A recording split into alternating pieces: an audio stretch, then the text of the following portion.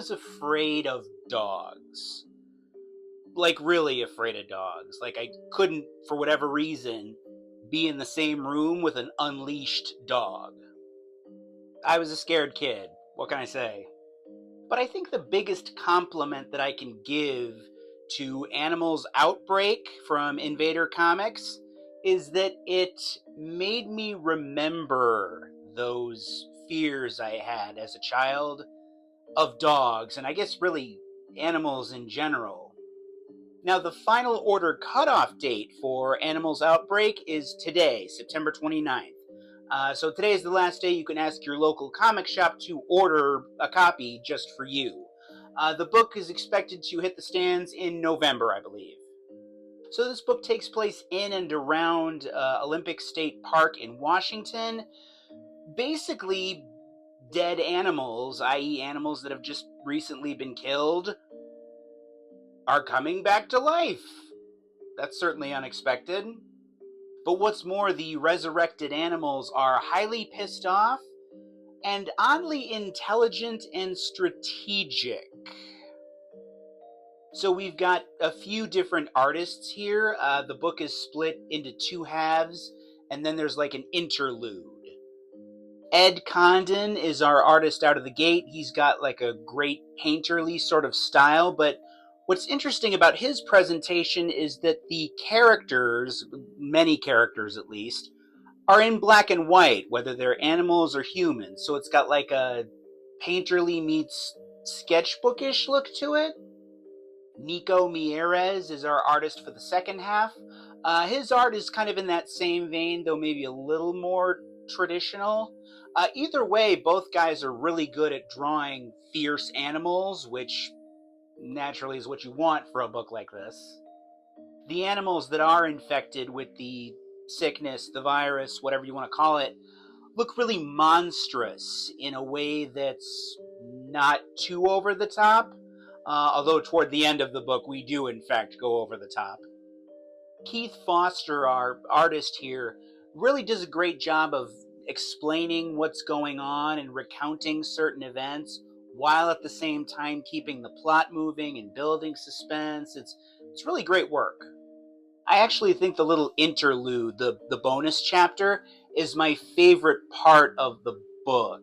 Not a lot of dialogue there, but very suspenseful, very scary. Animals Outbreak was initially described to me as Contagion meets Cujo, the Stephen King book about a rabid St. Bernard. And I would echo that pitch, but I would also throw in Animosity for comic book fans.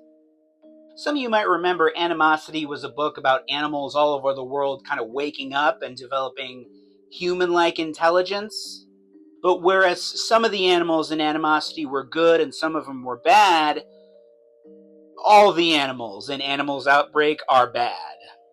But the book is actually quite good. And, I would definitely be open for more if there were to be another Animals Outbreak.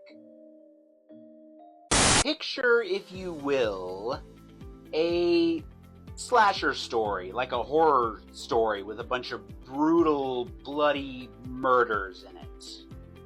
Now, take all the scenes with the slasher in them out. Like all the scenes where you actually see the murdering happen. What are you left with? You're left with all the devastation and impact that those murders left on your main characters and the setting you're in. Plus, you don't know what the slasher looks like or how they're doing what they're doing, so there's an element of mystery there, like uncomfortable mystery. You're journeying into the unknown. That's kind of what Sleep is about. Issue 5 of which is out now. So to reiterate, our main character John is somehow causing a lot of death and destruction and devastation while he is sleeping. We don't know how exactly, but we see the evidence. And I think the devastation is actually becoming more and more devastating as the issues progress. So in this issue, John and his best friend Tabby continue trying to work against the problem. I'm not super optimistic for them. But yeah, so much is left to your imagination with Sleep. It's almost like the book is letting the reader's imagination do a lot of the heavy lifting, which is a really interesting idea. There's also an increased sense of dread as well as tension as the story progresses, because you know that whatever John and Tabby are going to try, at least to an extent, it's not going to work. So in Tabby's case especially, you start to worry about her safety. Tabby is a really good friend, though, you can't deny that, sticking by John's side despite him ripping the world apart around her. You know, I know Woody and Buzz were tight, but we may have to transfer custody of that "You've Got a Friend in Me" song to those two.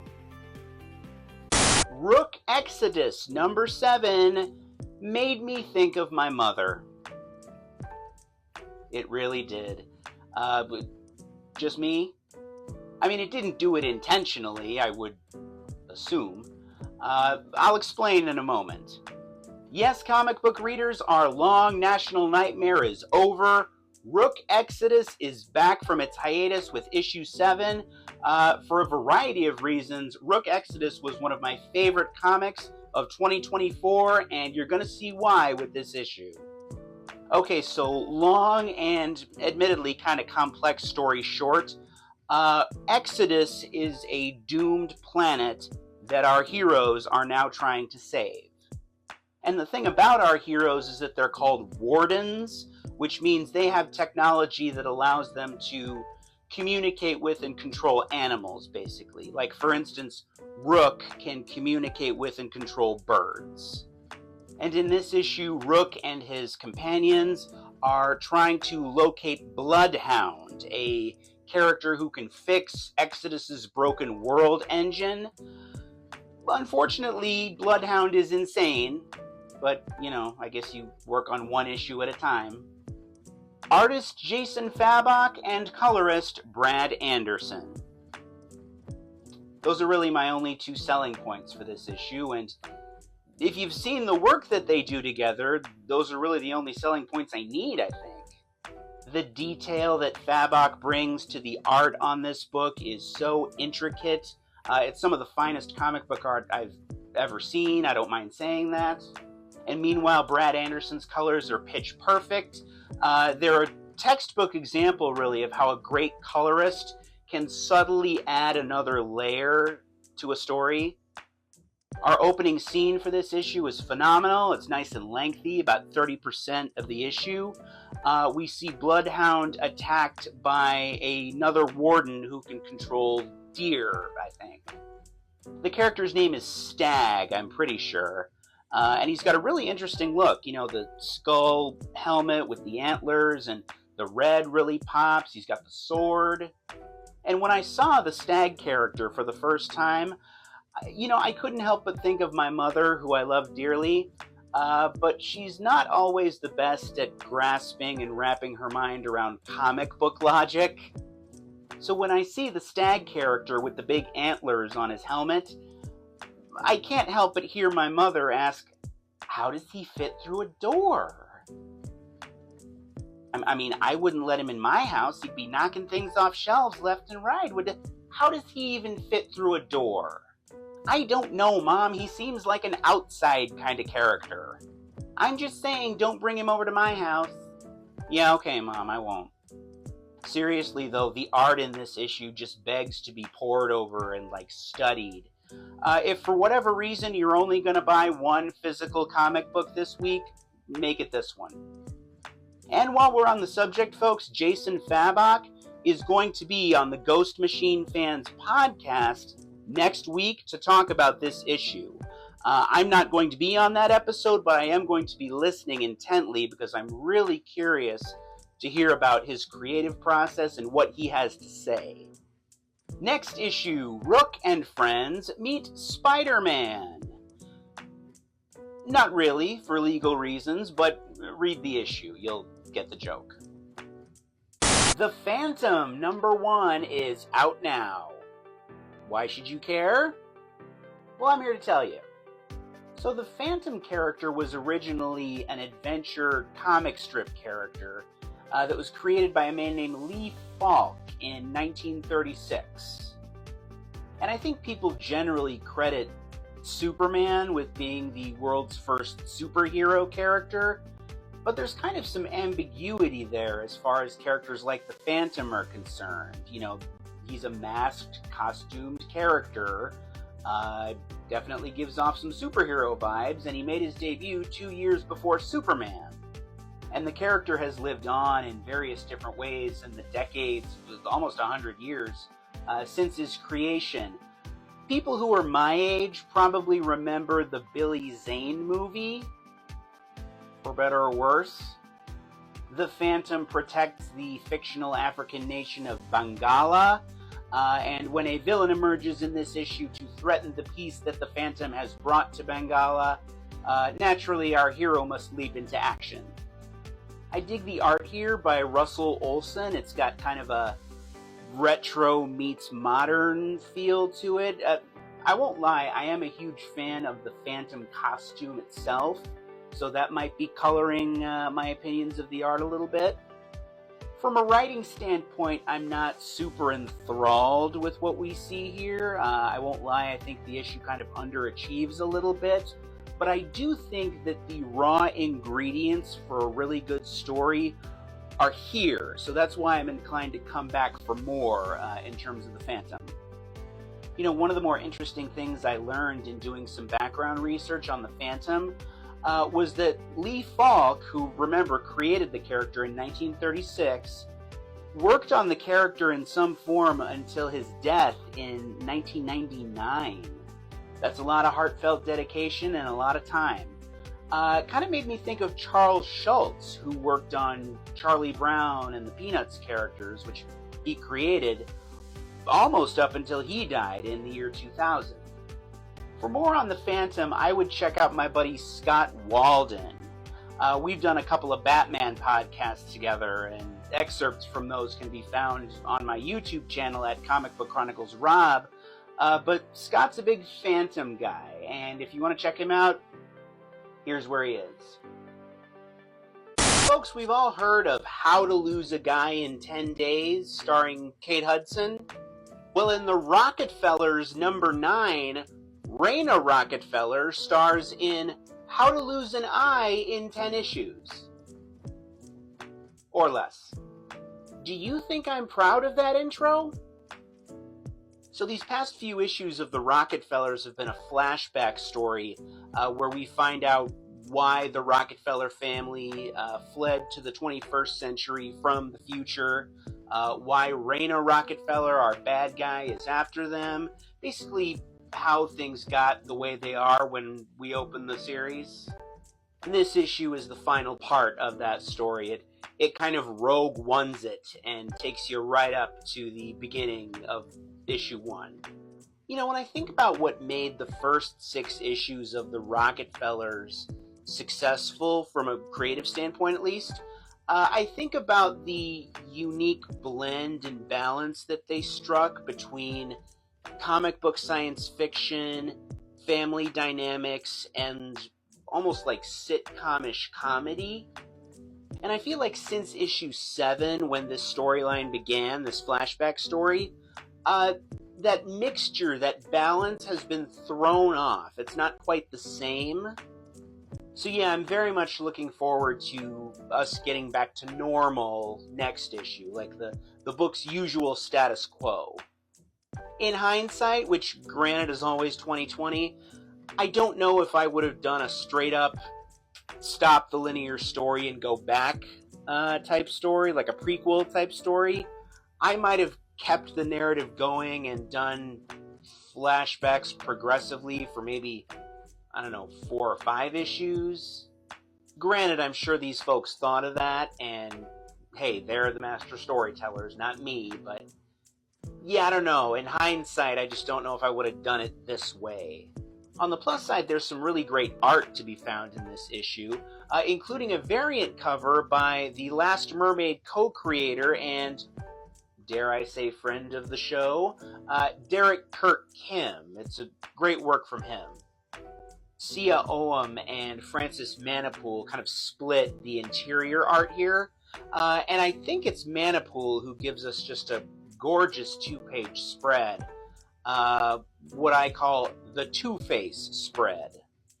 I'm not going to spoil the issue, but the preview pages have told us that there's a big explosion, and Raina Rockefeller's face is mangled. She loses an eyeball in the process. Well, at about the halfway point in the issue, we turn the page and we get a two-page spread of a head-on shot just of Raina's face. One page is the clean side of her face that's normal. The other side is the mangled face that's been damaged and is being worked on by future tech, etc. The effect is kind of like looking head-on at the Batman villain, Two-Face. You see what I did there? Either way, it's one of the most memorable artistic moments that we've seen in the Rocketfellers so far. Hopefully one of many to come. Robin gets to drive the Batmobile in issue 2 of DC's new titular Batman series. He's also a victim of police brutality, so it's very much like a good news, bad news situation. So yeah, the police are a lot more authoritarian right now in the pages of Batman, mostly because the GCPD is now under the control of Police Commissioner Vandal Savage. And in this issue, Batman and Tim Drake, Robin, find out just what the Gotham Police Department's new brand of justice looks like.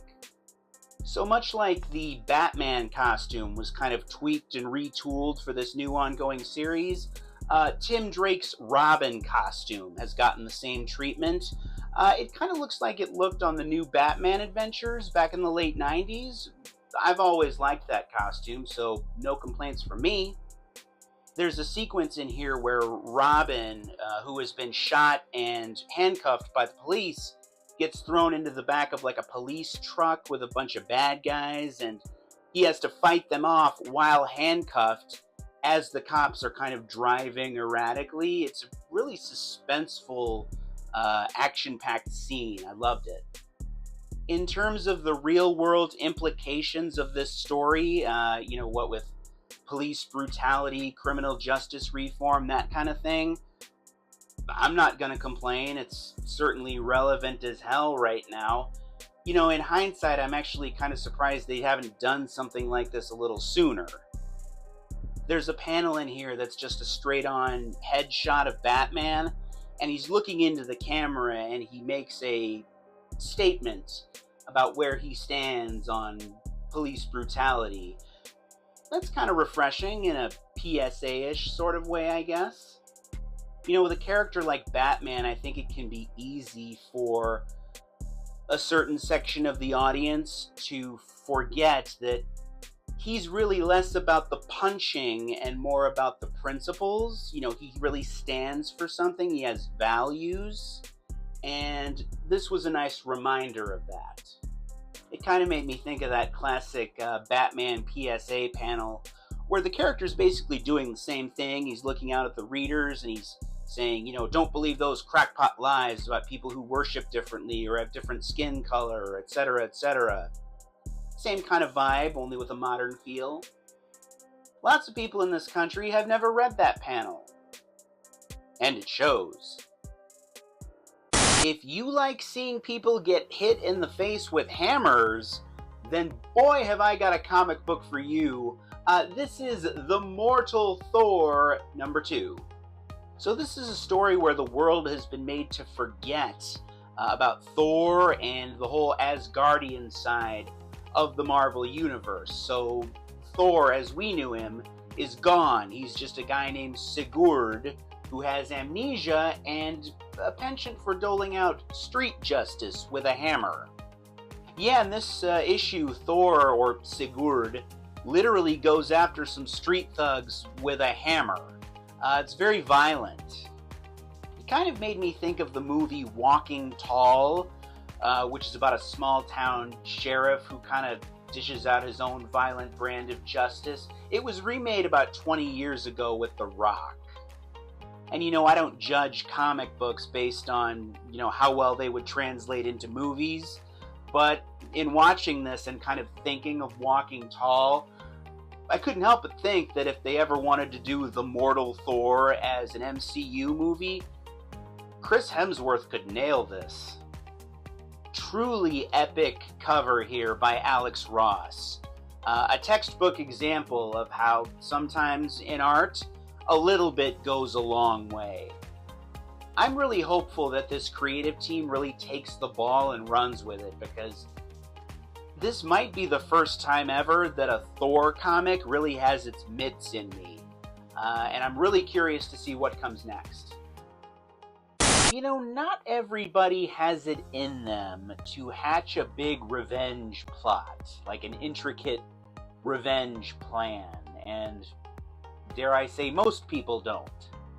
And the more I think about it, the more I think that might actually be the kind of secret sauce that makes Wild Animals #3 and the whole Wild Animals story from Mad Cave Studios work. So we're back with our main character, Neil, here. Neil is out to track and kill a bunch of corrupt cops who murdered his father and disfigured him when he was a child. And he kind of accidentally accomplished part of that goal last issue.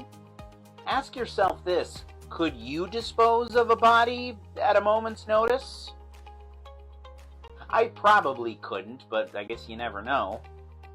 Great cover here, by the way. I like the sort of subtle effect of the blood on the chain link fence. In the multiverse, there's probably an inferior version of this story where Neil is a really dislikable character just because he's so inept at what he's trying to do. He doesn't know what he's doing. But the oh-so-valuable thing that our creators have done here is they've made Neil extremely sympathetic. I mean, he's got kicked dog appeal, almost. I think I referenced that when I talked about the first issue. You want to see him fight back and bite back, regardless of how ill-equipped he might be. Unfortunately, Neil is just in way, way, way over his head. And I get the sense that he's going to be in big trouble pretty soon.